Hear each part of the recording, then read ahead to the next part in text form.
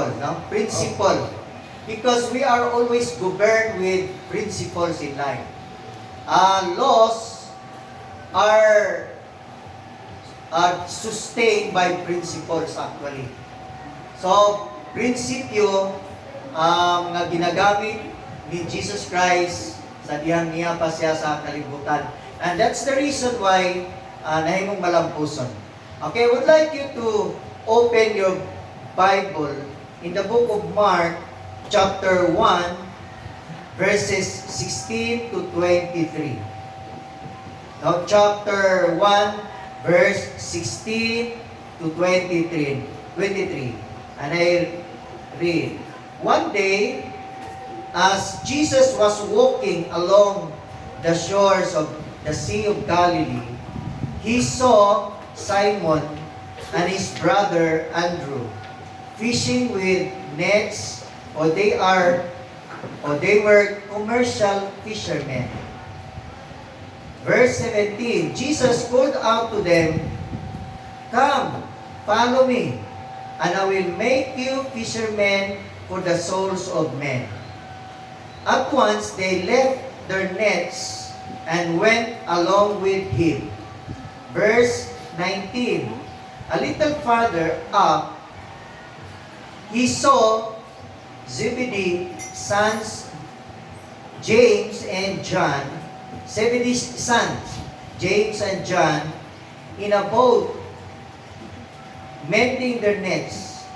He called them too, and immediately they left their father Zebedee in the boat with hired men and went with him.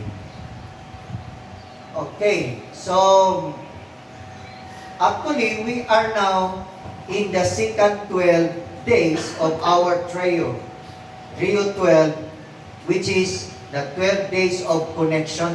So starting tomorrow, we will start the day for the second trio, no? And we call it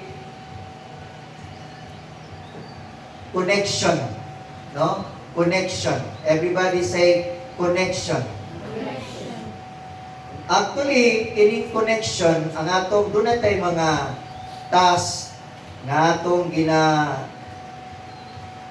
follow diri. Unang-una, mga challenges nga atong ginasunod, morning challenges sa prayer and fasting. When you say prayer and fasting, chain prayer and fasting, na tayo gi-assign sa breakfast, na po tayo gi-assign sa lunch, o na po tayo gi-assign sa dinner. So, muna itong mga challenges. So, unless we do something for the kingdom, unless we connect ourselves to people, walay mahitabo nga mga disciple. Walay mahitabo nga successful evangelism. So that is one challenge. Another challenge is that you undergo Bible reading challenge. So, kay ko nga naana mo, naglawig na mo sa mga libro diya sa Bible, no? Bible reading challenge. Then I want you to do that, especially this period of 12 days of connection, no? And another is daily devotional notebook, our SOAP challenge.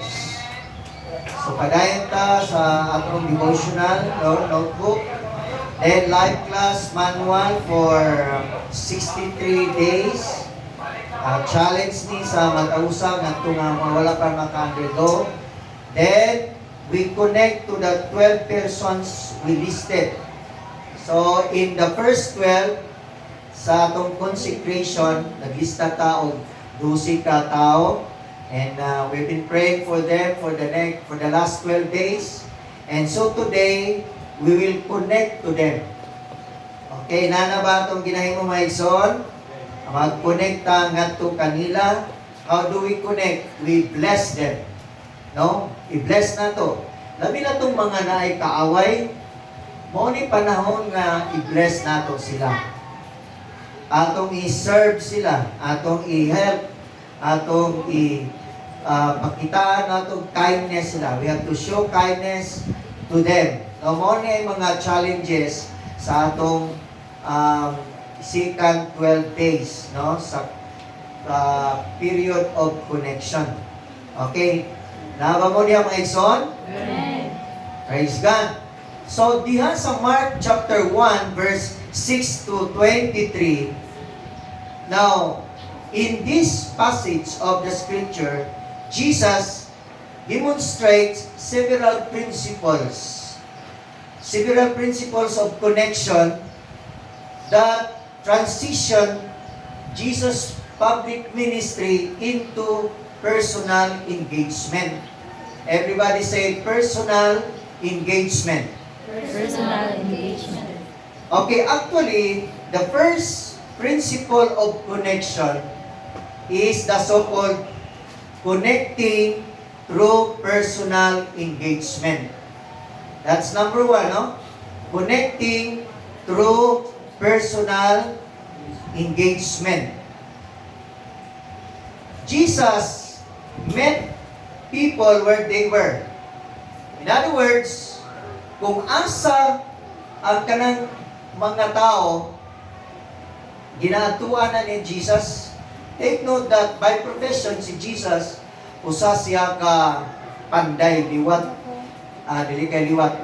He used to assist his father, earthly father Joseph, because Joseph is a carpenter. So Jesus also is a carpenter. But when he launched out his public ministry, niadto gid siya sa mga tao nga dapat niya natuan. No? Atong gibasa, si Jesus physically niadto gid siya sa Sea of Galilee. No? Sea of Galilee. Dili siguro panday ang tuyo dito, kundi ang mga taong mangingisda, no? Mga mangingisda. Mo na itong mabasa diha. Physically and vocationally. So, kung ikaw carpenter, pwede ka mo ato sa vocation sa mga tao nga nay say fishermen ato kas dagat. Amen? So, in Mark chapter 1 verse 16, it says here, one day, as Jesus was walking along the shores of the Sea of Galilee, he saw Simon and his brother Andrew fishing with nets, for they were commercial fishermen. So, sa verse 16, makita nato si Jesus, namiadto siya ngadto sa mga mangingisda. Siya, one day. Everybody say, one day. One day. As a discipler, as a leader, dapat na atay adlaw. Adlaw nga mo adto ta kay atong adtuon mismo ang atong mga tao nga dapat nato nga pakitaan sa atong connection. So Jesus, to be able to connect to Simon Peter and Andrew, one day he went walking along the shore of the Sea of Galilee. And he met Simon. And he also met Andrew. They were fishermen. For they were commercial fishermen. Hindi po di basta-basta din sila, no? Mga fishermen, commercial. No, commercial. Sa ato pa na kay mga high-tech, mga sophisticated na mga tools para sa pagpangisda. Ako personally, nakaadto na ko og Sea of Galilee. Wow. Sa wala mo mangutanan na ako. Kanya, nakita na ko ang terrain diay dito sa Sea of Galilee. Mas nindot pa to nga among baybayon dito sa Samal Island, kay puti kayo og balas. Ang kanang Sea of Galilee, although di Sea of Galilee na, freshwater na siya, pero nakita na ko, I do not know kung during the time of Simon and Andrew, na ano ba yung mga fish cage dito? Uso na ba ang fish cage niya itong panahon na? Kay katong dito ko sa Israel, nahapit ko maapil sa gira, Naay fish cage dito sa Sea of Galilee. Naay gikural ba? Naay gibuhi dito ng mga dagko kang isda. In fact, nakakaon ako isda sa Sea of Galilee nga dagko kayo. Ang tawag namo ato, kuhan ko no, kanang seafood. No, excited kami kay seafood man. Pagkaon na mo, usa kada kong isda raman di ay, abinabog na yung mga crabs. Praise the Lord, no? Hallelujah. What I mean is that si Jesus, miyatugid siya sa scene din kung asa ang mga disciples. So, kita po mismo may so dapat natay one day. Amen? Ang nalipay ko sa usa sa ato diri nga na amaze ko ba nga amang ka step nga diri ta kaon na ta dili na ako'y kuan imit ko mga trabya so kinsa man na mga classmate dahil niya so bago kay nga mo being a disciple dapat discipler ka amen so naatay one day gyud usa ka adlaw nga makig mita sa mga atong mga kontak no so in Mark chapter 1 verse 17 and 20 makita nato diri sa 17 up to 20 ato ra kong basahon Jesus called out to them, "Come, follow me, and I will make you fishermen for the souls of men." So at once they left their nets and went along with him. Verse 19, a little farther up the beach, he saw Zebedee's sons, James and John, in a boat mending their nets. And he called them too. And immediately they left their father Zebedee in the boat with the hardmen and went with him. You notice, these following verses, kamukhang cell group ni siya. Hello? Kung ikaw mo ato sa usa ka lugar, di ba na kay tuyok na kaila na yun? Actually, ang acquaintance ni Jesus ngadto sa kang Simon o kang Andrew was during the time of the ministry of John the Baptist. They were together in the ministry when John the Baptist used to baptize in Jordan River. Kaya nung mo nga si John, motong nangutana nga asa man ka nagpuyo. Sa ako, mga foxes, wala gani. May pang mga foxes, na sila yung mga bangag. Ang mga langgam, na sila yung mga nest. Pero ang anak sa tao, walay bisag gani kanang kaulanan sa iyang ulo. Anang gito, please come, follow. Sumotong si nagkaila na dahil sila ni John o ni Jesus. And John used to tell Andrew and Simon. So, unang i-follow up kini during the time of Jesus' ministry, he followed up these disciples of John. Are you listening? Nag-cell group sila. Tanaw gining verse 17 paingon sa 20. Kamukhang cell group din isa. Please come. Dali.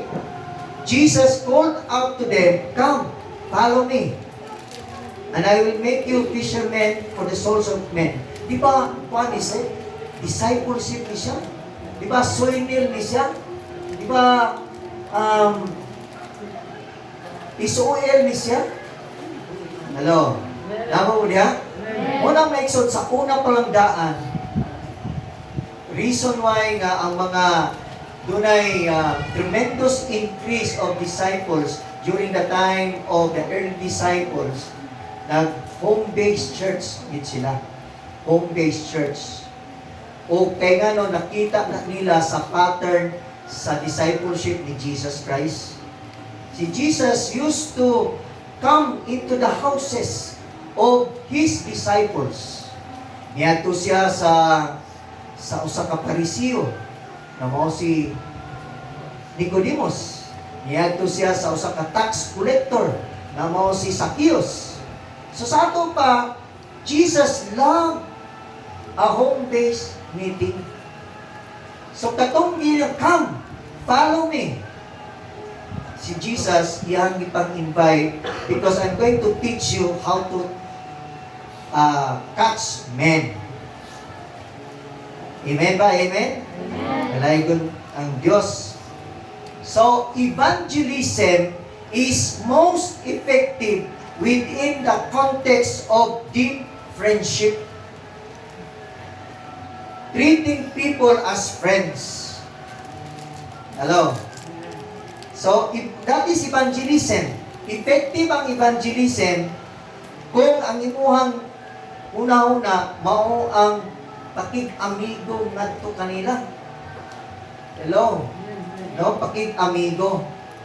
Imong i-treat pa ang imuhang mga amigo nga imuhang friend. Kay connection man ni sa karon sa itong buhaton sa atong mga friends.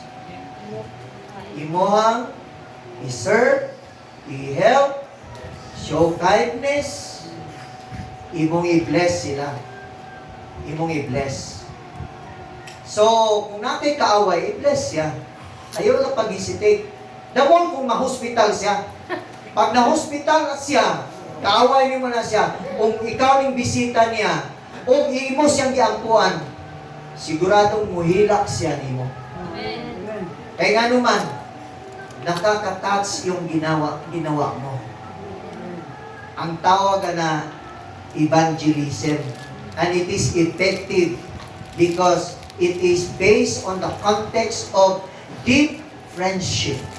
Hallelujah. Amen? Amen. So, monsag na mga igsoon, one principle of connection Jesus used is connecting through personal engagement. There should be engagement, personal engagement. Ayaw lang ng text. Although text, okay gyapon gamito na nimo, but you have to have face-to-face with Him. And that is more effective than texting. Amen? That's a principle. In our discipleship, we will do that. In our evangelism, we will do that. In our soinil, we have to do that. In our SOL, we have to do that. Because the more face-to-face we have, the more transactions you have with your disciples, the more effective na siya. Hallelujah. So kung mag-share ka, ayaw mag-share og duha ka oras. Nahantod imo siyang i-knock down gyud hantod mo surrender sa kang Jesus. Ayaw. Pinakataas na ng 10 minutes. Kaya nga no, ang discipleship, ang evangelism is a lifelong process. Dili na one-time process. Amen ba? Okay, number 2. Ikaduha nga principle nga gigamit ni Jesus sa iyang pag-evangelize niya itong panahon na nga ato kuning gamiton mga igsoon niining panahon na karon is connecting, showing Jesus' authority and power of the Holy Spirit. Kita as ambassador of Jesus Christ, it is our obligation to show Jesus' authority. Amen? Kana, Diyos ba nimo na abay authority? Kana bang Diyos nimo dili patay? Mo ni pangutana karon. And we have to introduce Jesus Christ as one that is resurrected from the dead. Nga dili patay, nga pwedeng makahikap og usa ka tawo, nga pwedeng makausap sa tao, nga pwedeng makahimong milagro sa kinabuhi sa usa ka tawo. Hallelujah. Unlike the religious teachers during the days of Jesus Christ, who relied only on quoting the words of the rabbis, you know the style of Jesus? Jesus connected through direct divine authority. Direct divine authority. Na ang Diyos makahimo gyud. Now, atong tanawon sa Mark chapter 1, verse 21 and 22. Nagay nga diya, Jesus and his companions now arrived at the town of Capernaum, and on Saturday morning went into the Jewish place of worship, the synagogue, where he preached there. The congregation was surprised at his sermon because he spoke as an authority. Everybody say, he spoke as an authority. Wow, no? He spoke as an authority. So, kita po, basta gamit ka sa Word of God, basta gamit ka sa Word of God, kakaibang authority ang makita nila. You will speak with authority like Jesus did. Wow, no? And didn't try to prove his points by quoting others. But quite unlike what they were used to hearing, na, di ba, nabi na, lain nakaiba lagi na. So, kanang yung, makapaminaw, yun ko niyo ba? Katong usab ito dito, wala yun, murag, patay kayo, dry kayo. Pero lahat lagi ka. Why? Kung ikaw puno ka sa balang espiritu, magkalayo ka. Kung puno ka sa balang espiritu, kanang imo mga words na magagawa sa imong baba, fire na alam kanila. Kung makaingon sila, wow, nindot lagi kayo, na-inspire lagi ko na imuhang mga ipangsulti. Praise the Lord, no? So, this directness heard by the people in the synagogue created a popular connection that demanded attention and a response. Monang siya, ang hinaw din sila ni Jesus Christ because Jesus spoke with authority. No? Na spiritual power. And his connection was not just intellectual, it was demonstrated through action. Naagi action ba? Tanawa na God, no? Nanong action God? Ang iyang ipangsulti na ay buhi, ba? Sa Mark chapter 1 verse 23, diya sa verse 23 up to 26, naigihi mo si Jesus diya nga na-surprise and people were amazed. Grabe ni nga tawhana ba?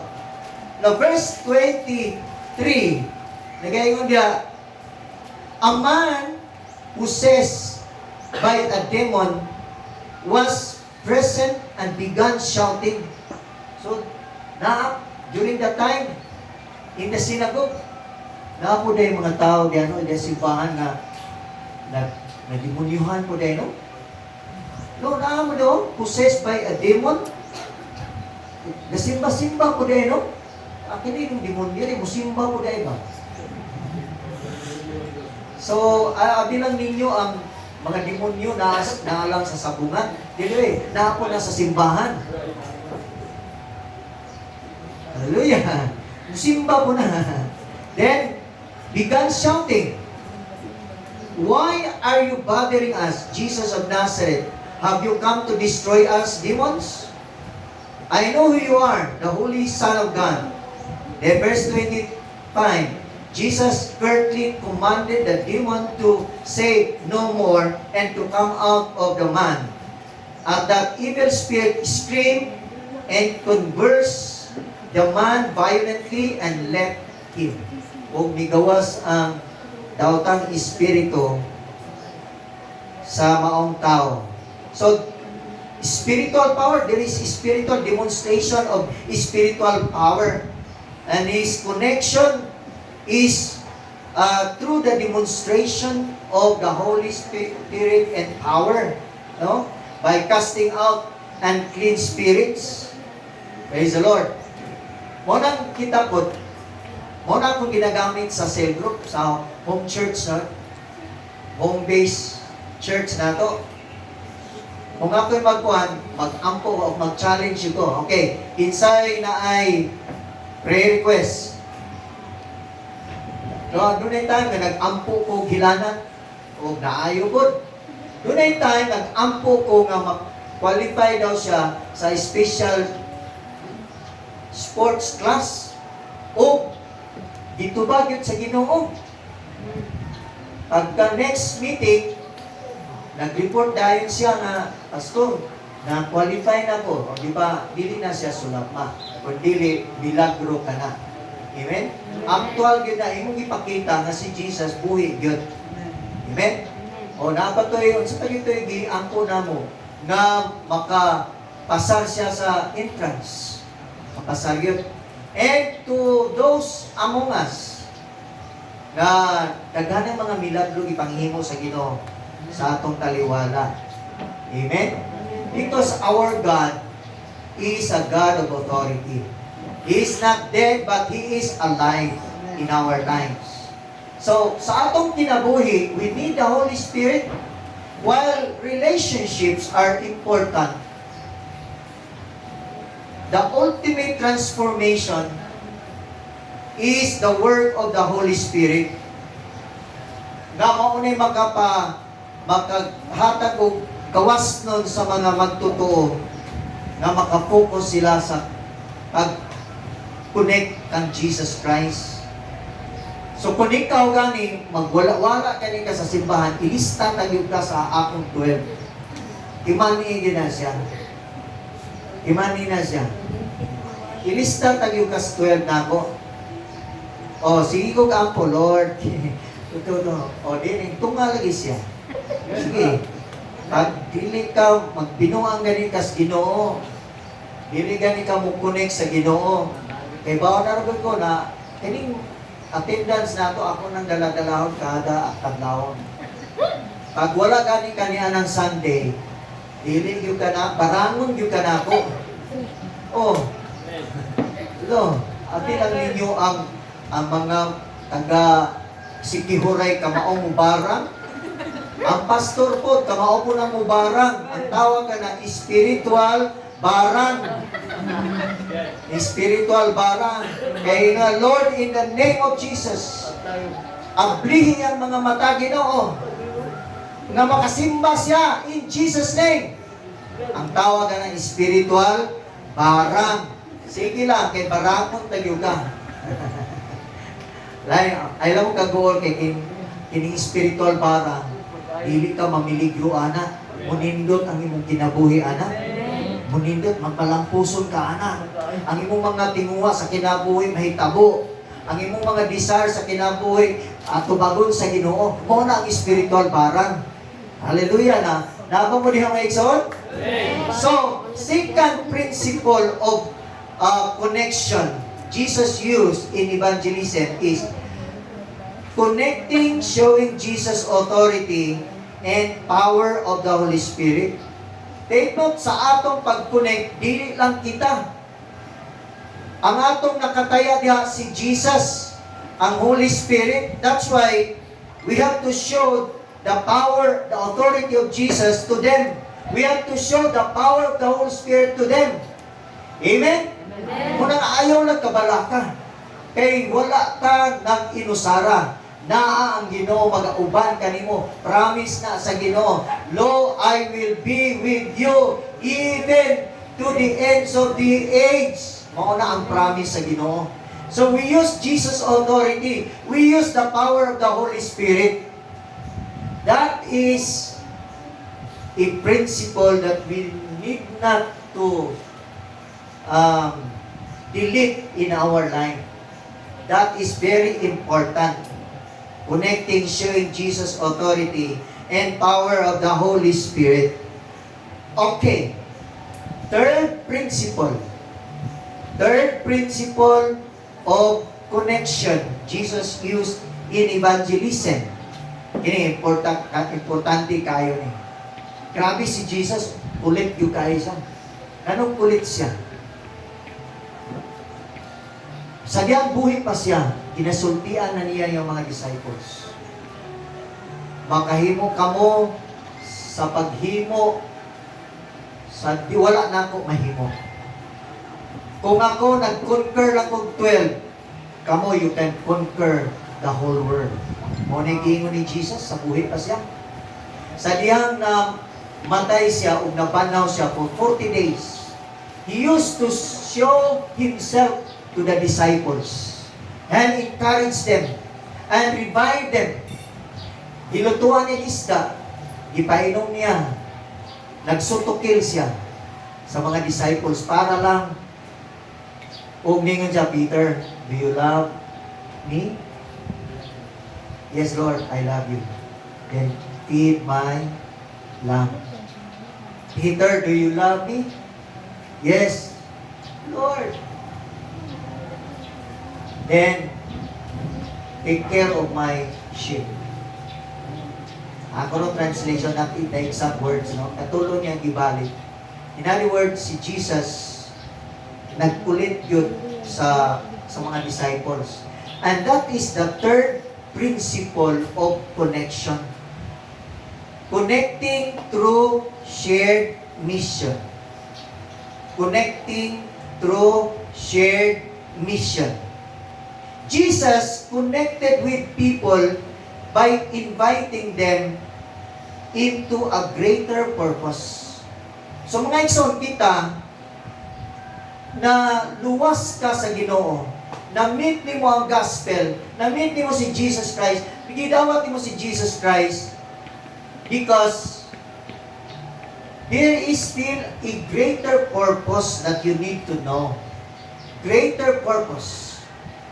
Nini kalibutan na wala lang tanahimong teacher, wala lang tanahimong engineer, wala lang tanahimong manager na kay nindot nga trabaho, wala lang ka nakalampos og eskwela, wala lang ka nakabanna og gwapo o gibalayan ka nindot nga balay. Kinsa na? Ako na. Okay, wala ko gibalo nga ang akong asawa, iridira man dito. Munang gwapo ni akong balay. Amen? Amen. Ayaw to. Bahala naman. Praise the Lord. Alright. Connecting through shared mission. So si Jesus, nag-share gid siya. Wala siya magpakaulaw yun. Kanang wala siya maulaw. Nga iyang gipa impart ini nga greater purpose ngadto sa iyang mga disciples. Tanawon gud sa Matthew chapter 28 verses 18 to 20. And he told his disciples, I have been given all authority in heaven and in earth. Jesus boldly said that one after he was resurrected. Ing siya, wow, na-resurrect man ko. So therefore, nana ko yung authority. Ang authority nga kaniya to nawala, karon na sa kuha. O karon sa akong authority, ako kamong tagag authority nga therefore go and make disciples of all nations, baptizing them in the name of the Father and of the Son and the Holy Spirit, teaching them to observe all things whatsoever I have commanded you. And lo, I am with you always.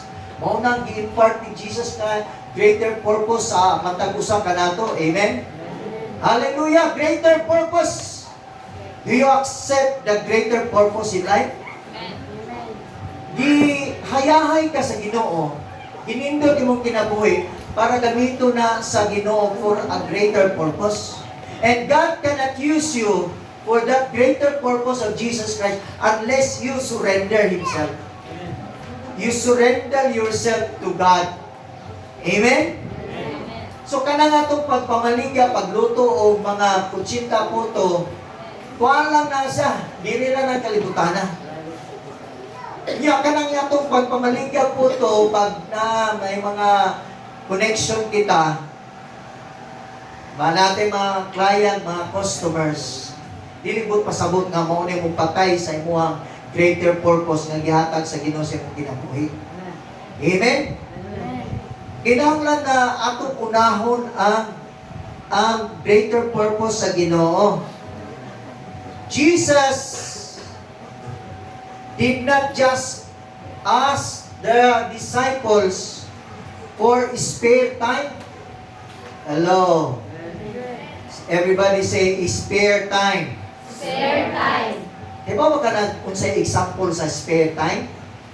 Pastor, kung naatoy bakante, makasimbag yung diha ba? Mao na yung spare time. Nag-ilang ka sa Ginoo, pero ang imuhang time para sa Ginoo ka ng mga sobra-sobra lang imo. Kung bakante ka. Kung mao na yung spare time. Wala man mangandoy ang Ginoo spare time sa imuhang kinabuhi. Ang gipangayo sa Ginoo sa imuha, holistic commitment. Amen? Holistic commitment. When we say holistic commitment, the connection He established, Jesus established, required personal abandonment of your life and adopt this new purpose in you. Grabe gid no? Siya nga dili takos, dili kamaong mubiya sa iyang mama, dili takos kanako. Siya nga dili kamaong mubiya sa iyang igsoon, dili takos kanako. Siya nga dili kamaong mubiya sa iyahang trabaho, dili takos kanako. Look at the commitment of the disciples. When Jesus invited them, come, follow me. So what was the reaction of Peter, Andrew, James and John? Immediately. Everybody say, immediately. Diha dayon. Mao na'y gikinahanglan nga reaction niya. Immediately. Pero spare time lang ang imong ihatag sa Ginoo. Dili nimo makita ang fullness sa panalangin sa Dios. Amen. Hallelujah. Mao na sa Mark chapter 1 verse 17. Jesus called out to them, "Come, follow me. I will make you fishermen for the souls of men." Wow, grabe no? Holistic commitment. Holistic commitment. So kung kinatibuk-an din nato, no? Gibawta na si Jesus Christ, nangandoy yun niya, nangandoy siya nato nga, grabe ang holistic commitment, kinatibukan, total surrender yun sa atong kinabuhi. Inagaingon pa si Jesus Christ, siya nga dili ka maumutahan sa iyang kinabuhi, dili makakita sa kinabuhi. Pero kamauta mo, tahan sa atong kinabuhi, makakita na sa kinabuhi. Praise the Lord. Manindog kang tanan na igsoon. Laigo ng Diyos. Kuhan ka itong kantang hantod may kinabuhi. Praise the Lord. Hantod may kinabuhi.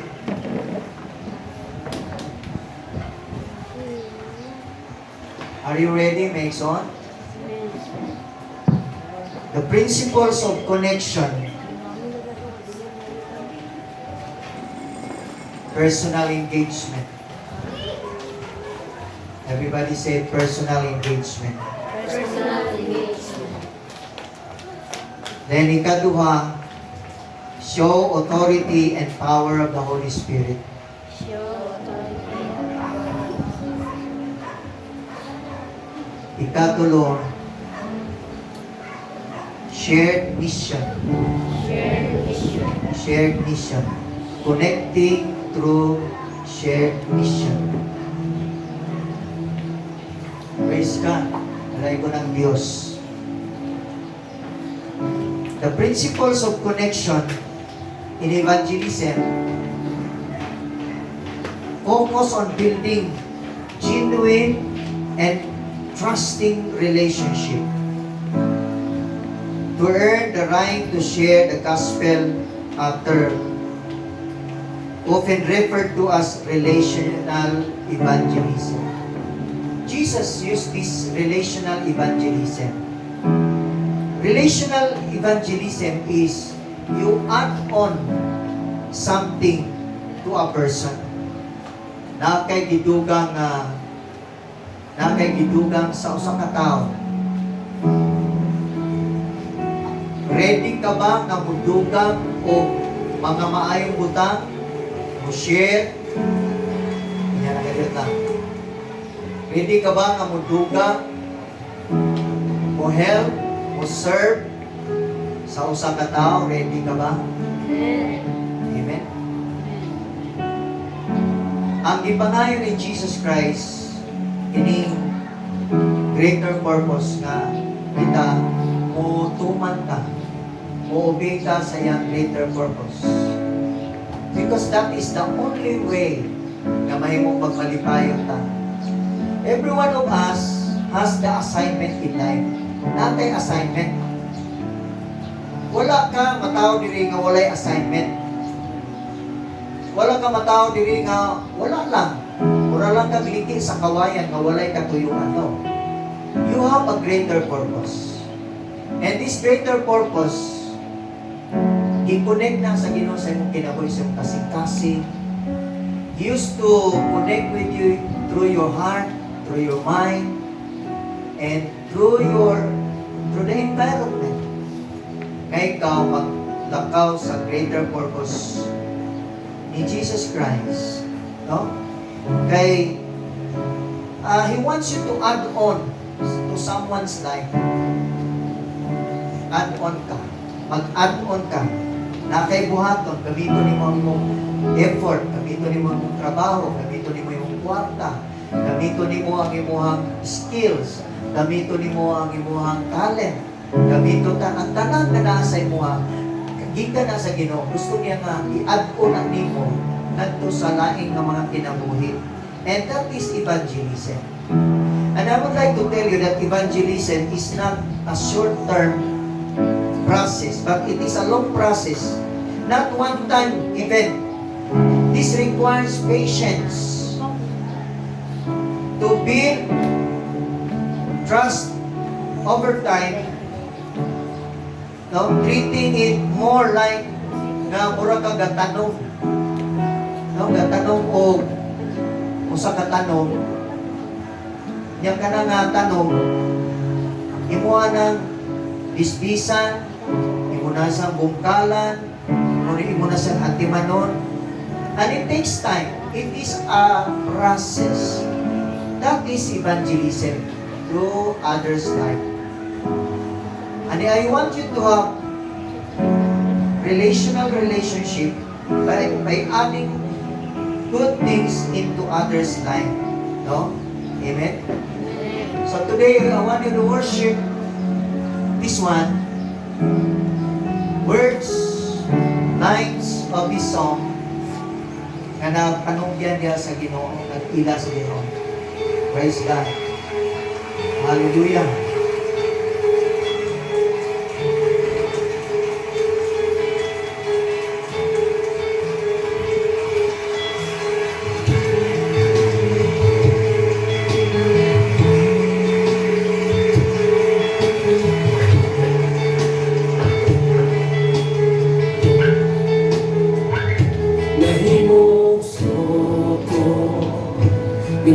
Kalibutan uban sa dako nga katuyuan inisutong ko sa kalangitan mga bulan no kabitunan imong ipahimutan.